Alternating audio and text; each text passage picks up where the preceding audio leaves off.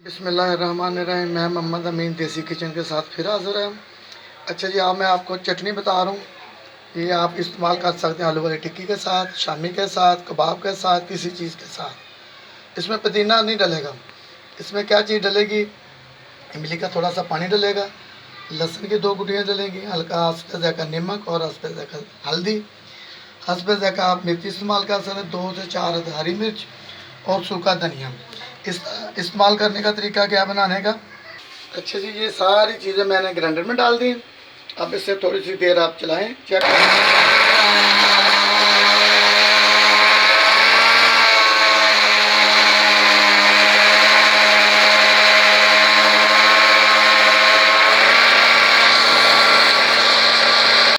अच्छा जी, ये मैंने ग्राइंडर से निकाल रही है, तो आप इसे इस्तेमाल करें। धनिया की चटनी है, तो आप आलू वाली टिक्की के साथ इस्तेमाल करें, चेक करें।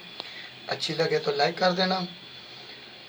डला क्या है इसमें, धनिया है, हरी मिर्च है, लाल मिर्च है और 2 गुठलियाँ सिर्फ इसकी लहसुन की हैं। तो नमक है हस्बे ज़ायक़ा। आप इस्तेमाल करें, खाएं और चेक करें। अगर अच्छी लगे लाइक करना। अल्लाह हाफ़िज़, खुदा हाफ़िज़।